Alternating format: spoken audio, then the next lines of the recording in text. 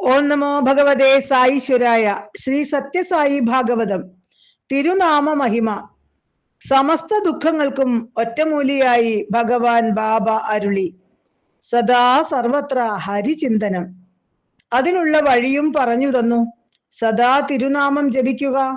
ആരുടെ നാവിൽ തിരുനാമം നൃത്തം ചെയ്യുന്നുവോ അവനെ ഭഗവാൻ കണ്ണിലെ കൃഷ്ണമണി പോൽ കാത്തു സൂക്ഷിക്കും. യജ്ഞങ്ങളിൽ ഞാൻ ജപയജ്ഞമാണ്. ശ്രീകൃഷ്ണ ഭഗവാൻ അരുളി. ശ്രീമദ് ഭാഗവതത്തിന്റെ മറ്റൊരു പേരു തന്നെ നാമപുരാണം എന്നാണ്. നിരന്തരം നാമം ജപിച്ചു തുടങ്ങുമ്പോഴേ അതിന്റെ രസവും ലഹരിയും അറിയാനും അനുഭവിക്കാനും സാധിക്കൂ. ഇത്രയും സുഗമവും സുഖകരവും അപകടരഹിതവുമായി മറ്റൊരു ആധ്യാത്മിക പാതയുമില്ല. എന്നിട്ടും എന്തേ ജനം ഈ വഴി സ്വീകരിക്കുന്നില്ല? സുലഭമായതിന്റെ വില തിരിച്ചറിയാൻ ഈശ്വര കൃപ തന്നെ വേണം. മാതാപിതാക്കളുടെ വിലയും കാരുണ്യവും ഭൂരിപക്ഷം മക്കളും തിരിച്ചറിയുന്നത് അവരുടെ അഭാവത്തിലല്ലേ? ഭഗവാൻ ബാബയുടെ ശരീരത്യാഗത്തിനു ശേഷമല്ലേ സുലഭമായി ലഭിച്ചിരുന്ന ആ മഹനീയ ദിവ്യദർശനത്തിന്റെ വില നാം തിരിച്ചറിഞ്ഞത്? ഭക്ഷണത്തിന്റെ സ്വാദ് രുചിച്ചറിയണം എന്നതുപോലെ തിരുനാമജപത്തിന്റെ ലഹരി അനുഭവിച്ചറിയുക തന്നെ വേണം. നിരവധി ജന്മങ്ങളിലെ പാപക്കൂമ്പാരങ്ങൾ തിരുനാമജപത്തിന്റെ ചൂടേറ്റാൽ കത്തിച്ചാമ്പലാകും. ജന്മകാരണമായ പാപത്തെ നശിപ്പിക്കുന്നത് കൊണ്ടാണ് ജപം എന്ന പേരു തന്നെ വന്നത്. ജകാരോ ജന്മവിച്ഛേദ, പകാരോ പാപനാശന. രാമനാമം വഴങ്ങാത്തത് കൊണ്ട് കാട്ടുകവർച്ചക്കാരനായ രത്നാകരന് മര എന്ന് സപ്തർഷികൾ ഉപദേശിച്ചു. മരാജപം പിന്നീട് രാമ എന്നായി. രാമനാമജപം രത്നാകരനിലെ ദിവ്യരത്നത്തെ പുറത്തു കൊണ്ടുവന്നു. അങ്ങനെ കാട്ടുകവർച്ചക്കാരൻ വാൽമീകിയായി. ഇന്നേ വരെയുള്ള മനുഷ്യ ചരിത്രത്തിൽ ഓരോ അവതാര പുരുഷന്മാരുടെയും ജീവിതത്തിൽ നാമമാഹാത്മ്യം എടുത്തു കാണിക്കുന്ന നിരവധി ലീലകൾ ഉണ്ടായിരിക്കും തീർച്ച. ഭഗവാൻ ബാബ ലക്നൌവിൽ വന്ന സമയം. ദർശനം ഒരുക്കിയിരുന്ന മൈതാനം ജനനിബിഡം. ബാബ കാറിൽ നിന്നിറങ്ങി മൈതാനത്തിന്റെ അങ്ങേ അറ്റത്തേക്ക് നടന്നു. അവിടെ ഏറ്റവും പുറകിലെ പാറപ്പുറത്ത് 12 വയസ്സു തോന്നിക്കുന്ന ഒരു പെൺകുട്ടി. അവൾ അന്ധ, നമശിവായ ജപിച്ചുകൊണ്ടിരിക്കുന്നു. അവളുടെ അരികിൽ മധ്യവയസ്സു കഴിഞ്ഞ അമ്മ, അവരുടെ പുറകിൽ ഒരു വൃദ്ധ. സ്വാമി അവർക്കരികിലെത്തി. ജനം പൊതിഞ്ഞു. പിന്നീട് ആ വൃദ്ധയോടായി പറഞ്ഞു, നിനക്കും കൂടിയാണ് ഞാൻ ഇവിടെ വന്നത്. എനിക്കറിയാം മുന്നിലിരിക്കുന്നത് നിന്റെ പേരക്കുട്ടിയാണെന്ന്. അവൾ ജന്മന അന്ധയാണെന്നും ഞാൻ അറിയുന്നു. അവളുടെ അമ്മ വിധവയാണെന്നും എനിക്കറിയാം. കുഞ്ഞിന് ഓർമ്മ വെച്ച നാൾ മുതൽ നമശിവായ ജപിക്കാൻ നീ പ്രേരിപ്പിച്ചു. ആ തിരുനാമം സകല ദുഃഖങ്ങളും തീർക്കുമെന്നും നീ കുട്ടിയോട് പറഞ്ഞിരിക്കുന്നു. നാളിതുവരെ അവൾ സദാ പഞ്ചാക്ഷരി ജപിച്ചുകൊണ്ടിരിക്കുകയാണ്. ഈ ജന്മം മുഴുവൻ അനുഭവിക്കേണ്ട ആന്ത്യത്തിന്റെ കാരണമായ കർമ്മഫലം ദഹിച്ചു കഴിഞ്ഞിരിക്കുന്നു. അവൾക്ക് കാഴ്ച കൂടി സമ്മാനിക്കാനാണ് ഞാനിപ്പോൾ ഇവിടെ എത്തിയത്. ഇത്രയും അരുളി ഭഗവാൻ പെൺകുട്ടിയുടെ സമീപം ചെന്നു.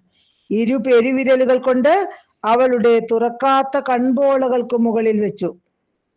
ഭഗവാൻ അരുളി, ഇവൾ സുഹൃതിനി. ഇവൾ ആദ്യമായി കാണുന്നത് ഈശ്വരനെയാണ്. കണ്ണു തുറക്കൂ. ഇങ്ങനെ അരുളി തിരുവിരൽ ഭഗവാൻ അവളുടെ മെഴികളിലൂടെ ഒഴിഞ്ഞു. പെൺകുട്ടി ജീവിതത്തിൽ ആദ്യമായി കൺപോളകൾ വിടർത്തി. അവൾ ആ വിശ്വവശ്യമായ മനോഹര രൂപം കണ്ടു. ഇത് പരസ്യമായി നടന്ന ഒരു സായി ലീല. ഇതിലേറെ എന്തു പറയാൻ? തിരുനാമജപത്തിന്റെ മഹിമ. തിരുനാമ മഹിമ അറിയാൻ ഋഷിമാർ അരുളിയ അറിവിലൂടെ കടന്നു പോകാം. ഒരു നിമിഷം ഒരു ചിന്തയെ ഉണ്ടാകൂ. അടുത്ത ചിന്ത എന്തെന്നും ആർക്കും നിശ്ചയമില്ല.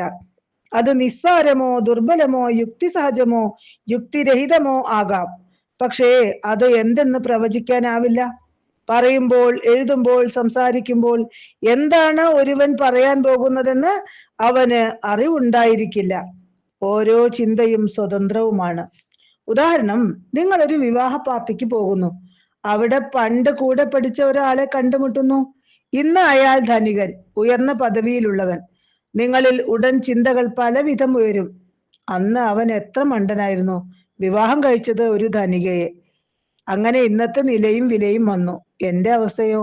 നന്നായി പഠിച്ചു, പക്ഷെ താഴ്ന്ന ജോലി, വരുമാനം കുറവ്, അനുയോജ്യയായ ഭാര്യയെ കിട്ടിയില്ല, ഭാര്യ വഴക്കാളി. ഇന്നും താമസിച്ചു വീട്ടിൽ നിന്നിറങ്ങാൻ.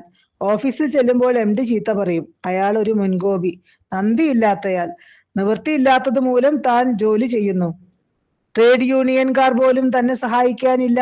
സമരം ചെയ്താൽ ഫലം കിട്ടുമായിരുന്നു. കഴിഞ്ഞ സമരകാലത്താണ് തന്റെ മേലുദ്യോഗസ്ഥന്റെ കസേര തെറിച്ചത്. ഇപ്പോഴത്തെ ആൾ പോയാൽ എനിക്ക് ആ കസേര കിട്ടും. നോക്കൂ, ഈ വിധം ചിന്തകൾ കാടുകയറുന്നു. തുടങ്ങിയത് എവിടെ, ഇപ്പോൾ നിൽക്കുന്നത് എവിടെ? ഇനി ചിന്ത മറ്റൊരു വഴിക്കെങ്കിൽ അങ്ങനെ. ഈ ചിന്തകളൊക്കെ ഉയർന്നത് ബോധപൂർവമല്ല. ചിന്തകളെ ബോധപൂർവം നിയന്ത്രിക്കണം. അത് അത്ര എളുപ്പവുമല്ല. പക്ഷേ നാമജപത്തിലൂടെ അത് എളുപ്പമാക്കാം. കാരണം നാമജപത്തിൽ അടുത്തു വരാൻ പോകുന്നത് എന്താണെന്ന് ജപിക്കുന്നവൻ അറിയാം. ആ നാമം മാത്രമാണ് ഇനി വരാൻ പോകുന്നത്. നാമത്തിലെ ആവർത്തനം ഒരു കൃത്യമായ ചിന്തയും ഒഴുക്കും ഉണ്ടാക്കിയെടുക്കും. പലർക്കും അതിനെടുത്ത കാലം വ്യത്യസ്തമായിരിക്കുമെന്ന് മാത്രം. ജപത്തിന് ഇത്ര സമയമെന്ന് നിശ്ചയിക്കുന്നതോടെ അത്രയും സമയത്തേക്കുള്ള ചിന്തയും നാം മുൻകൂട്ടി നിശ്ചയിക്കുന്നു എന്നറിയുക. തുടക്കത്തിൽ ഇതൊരു യുദ്ധമായിരിക്കും. നിശ്ചയിച്ച ചിന്തകളും പൂർവവാസനയുടെ പിൻബലമുള്ള ചിന്തകളും തമ്മിലുള്ള ഭയങ്കര യുദ്ധം. ആ യുദ്ധം ആദ്യകാലം ഒഴിവാക്കാൻ സാധ്യവുമല്ല. പക്ഷേ ഒടുവിൽ തിരുനാമം വിജയിക്കുക തന്നെ ചെയ്യും. കാരണം അതിൽ അചിന്ത്യമായ ഈശ്വര വൈഭവമുണ്ട്. ജപം നിരന്തരമുള്ള മന്ത്രത്തിന്റെ ആവർത്തനമാണ്. ഈ ആവർത്തനം വളരെ പ്രാധാന്യമുള്ളതാണ്. രണ്ട് ചിന്തകൾക്കിടയിൽ ഒരു ഇടവേളയുണ്ട്. പക്ഷേ പലപ്പോഴും ഈ ഇടവേള നമുക്ക് അനുഭവവേദ്യമാകുന്നില്ല. നാമജപത്തിൽ ഓരോ നാമവും പൂർണ്ണമാണ്. ഒന്നിന്റെ തുടർച്ചയല്ല. ഒരു നാമം പൂർണ്ണം, പിന്നെ ഒരു ഇടവേള, പിന്നെ അതേ നാമം ഒരിക്കൽ കൂടി. ഓരോ നാമജപവും പൂർണ്ണം. ജപം കൂടുതൽ ആഴത്തിലേക്ക് പോകുന്തോറും ഇടവേള കൂടിക്കൊണ്ടിരിക്കും. ഈ ഇടവേളയിലാണ് ശാന്തി ഉള്ളത്. ശാന്തി നേടിയെടുക്കേണ്ടതല്ല, ഉള്ളതാണ് എന്ന് സാരം. ചിന്തകൾ ആ ശാന്തിയെ മറയ്ക്കുന്നു എന്നതാണ് സത്യം. നിശബ്ദതയെ ശബ്ദം മറയ്ക്കുന്നത് പോലെ. അതുകൊണ്ട് ചിന്തകളെ കുറയ്ക്കുക, മുളയിലേ നുള്ളുക. പക്ഷേ പറയും പോലെ ഇത് അത്ര എളുപ്പമല്ല താനും. അവിടെയാണ് നാമജപം വലിയ സഹായമായി തീരുന്നത്. 100 അടയ്ക്കാമരം ഉള്ള ഒരു തോട്ടം. അതിൽ ഒരു മരത്തിൽ കയറി ഒരാൾ അടയ്ക്ക പറിക്കുന്നു. പിന്നെ മരം കയറ്റക്കാരൻ ആടിച്ചെന്ന് അടുത്ത കവുങ്ങിൽ പിടിക്കുന്നു, അതിലെ അടയ്ക്ക പറിക്കുന്നു. അങ്ങനെ ഒരു കവുങ്ങിൽ കയറി മറ്റുള്ള കവുങ്ങുകളിലൂടെ പകർന്നു കയറി അവസാനത്തെ കവുങ്ങിലെ അടക്കയും പറിച്ച് അയാൾ താഴെ ഇറങ്ങും. ഇതുപോലെയാണ് ഇപ്പോൾ നമ്മുടെ ചിന്ത. ഒരു ചിന്തയിൽ തുടങ്ങി പല ചിന്തകളിലൂടെ കയറി ഇറങ്ങി ഒടുവിൽ തളരുന്നു, താഴെ ഇറങ്ങുന്നു. ഇനി തെങ്ങിൽ കയറുന്നത് ശ്രദ്ധിക്കാം. ഒരു തെങ്ങിൽ കയറി അതിലെ നാളികേരം പറിച്ചിടുന്നു. അതിൽ ഇരുന്ന് ആടി നോക്കിയാലോ? അടുത്ത തെങ്ങിൽ കയറാൻ പറ്റില്ല. അതിനായി ആ തെങ്ങിൽ നിന്ന് ഇറങ്ങി അടുത്ത തെങ്ങിൽ ആദ്യം മുതലേ കയറണം. ഇതുപോലെയാണ് ജപം. ഒരു നാമം ജപിച്ചാൽ അത് പൂർത്തിയായി. പിന്നെ അടുത്ത നാമത്തിന് ആദ്യം മുതൽ തുടങ്ങണം. ഈ ആവർത്തനം മനസ്സടങ്ങാൻ വളരെയേറെ സഹായകമാകുന്നു. ജപം കുറച്ചു കാലം തുടർന്നാൽ, അത് ശീലമായാൽ, വെറുതെ ഇരിക്കുമ്പോൾ തനിയെ ജപിക്കാൻ തുടങ്ങും. അത്രയും എത്തിയാൽ തന്നെ മഹാഭാഗ്യം. അതുവഴി പുതിയ സ്വഭാവം രൂപീകരിക്കാൻ തുടങ്ങും. ഇതിന്റെ ഫലമായി ആത്മനിയന്ത്രണം, അക്ഷോഭ്യത, സ്നേഹം എന്നിവ വളരാൻ തുടങ്ങും. ഇത്തരം സദ്ഗുണങ്ങളാണ് ഒരുവനെ ഭഗവത് സന്നിധിയിലേക്ക് നയിക്കുക. സത്യസ്വരൂപനായ ഈശ്വരനെ സത്വഗുണങ്ങളിലൂടെ അല്ലാതെ എങ്ങനെ ലഭിക്കും? ഭഗവാൻ ബാബ അരുളുന്നു, ഈശ്വരന്റെ ഏതു നാമം വേണമെങ്കിലും ജപിക്കാം. ദിവസവും കർമ്മങ്ങളിൽ ഏർപ്പെടാൻ തുടങ്ങുന്നതിന് മുമ്പും പ്രവൃത്തിയുടെ അവസാനവും തിരുനാമം ജപിക്കുക. നാമം എപ്പോഴും സുഹൃത്തായി കൂടെ ഉണ്ടെങ്കിൽ പരാജയം ഉണ്ടാവുകയേ ഇല്ല. നിമിഷം പ്രതി നിങ്ങൾ പരിശുദ്ധനും ശക്തനുമായി മാറിക്കൊണ്ടിരിക്കും. കൃതയുഗത്തിൽ ധ്യാനവും, ത്രേതായുഗത്തിൽ യജ്ഞവും, ദ്വാപരയുഗത്തിൽ അർച്ചനയുമായിരുന്നു സാധനാപദം. കലിയുഗത്തിൽ ഇതിനൊന്നുമുള്ള സാഹചര്യവും മനഃശുദ്ധിയും ഇല്ലാത്തതിനാൽ തിരുനാമജപം ഉത്തമ മാർഗമായി കൽപ്പിച്ചിരിക്കുന്നു. ഈ യുഗത്തിൽ ധ്യാന, യജ്ഞ, ആരാധനകൾ വിജയിക്കണമെങ്കിൽ നാമജപവും നാമിയോട് പ്രേമവും ഉണ്ടായേ തീരൂ. ഹൃദയത്തിന്റെ അഗാധതയിൽ നിന്നും ജപിക്കാനാകുമ്പോൾ നിങ്ങളുടെ ഗുഹ എന്ന വസതി ഗൃഹം എന്ന അവസ്ഥയിലേക്ക് ഉയരും. തുളസീദാസ് ഒരിക്കൽ പാടി, വീടിനകത്തും പുറത്തും വെളിച്ചം വേണമെങ്കിൽ വിളക്ക് വാതിൽപ്പടിയിൽ വെക്കണം. അതുപോലെ ശാന്തി അകത്തും പുറത്തും വേണമെങ്കിൽ നാവാകുന്ന വാതിൽപ്പടിയിൽ ഭഗവൻ നാമമാകുന്ന ദീപം കൊളുത്തണം. നാമജപ ശക്തിയാൽ എല്ലാവിധ ക്ലേശങ്ങളും ഇല്ലാതാകും. നാമത്തിനോ നാമിക്കോ കൂടുതൽ മാധുര്യം.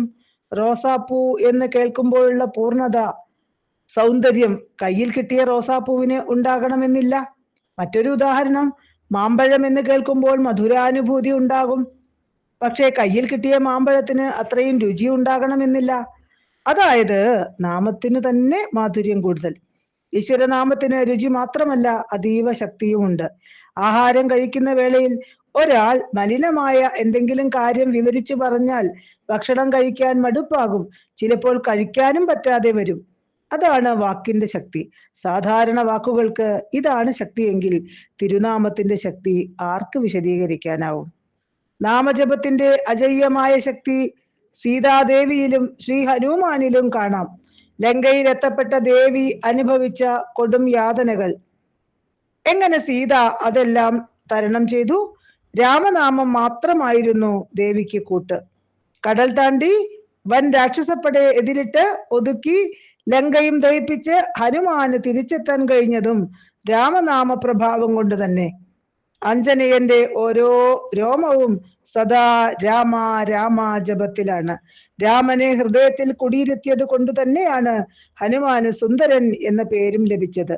രാമനാമ ജപം മൂലം രാമതേജസ്സും സൗന്ദര്യവും ഹനുമാനിൽ സദാ ജ്വലിച്ചിരുന്നു. കൃഷ്ണനാമ ജപമായിരുന്നു ദ്രൗപദിയുടെ ശക്തി. അവർ അനുഭവിച്ച ദുരിത പരമ്പരകൾ ഒരുവന് ചിന്തിക്കാൻ പോലും കഴിയുമോ? കൊടിയ വിപത്തുക്കളെ ശ്രീകൃഷ്ണ സ്മരണയാൽ പാഞ്ചാലി നേരിട്ടു. ഒരിക്കൽ ശ്രീകൃഷ്ണൻ രുക്മിണിയെയും സത്യഭാമയെയും പാഞ്ചാലിയുടെ സമീപം കൊണ്ടുപോയി. അവർ ചെല്ലുമ്പോൾ പാഞ്ചാലി കുളി കഴിഞ്ഞ് മുടി ചീകുകയായിരുന്നു. ഭഗവാൻ പത്നിമാരോട് പാഞ്ചാലിയുടെ മുടി കെട്ടിക്കൊടുക്കാൻ പറഞ്ഞു. അതിനായി ഇരുവരും തുനിഞ്ഞു. അപ്പോൾ ദ്രൗപദിയുടെ ഓരോ തലമുടിയിൽ നിന്നും കൃഷ്ണ കൃഷ്ണ കൃഷ്ണ എന്ന മധുരനാമം ഉയരുന്നത് അവർ കേട്ടു.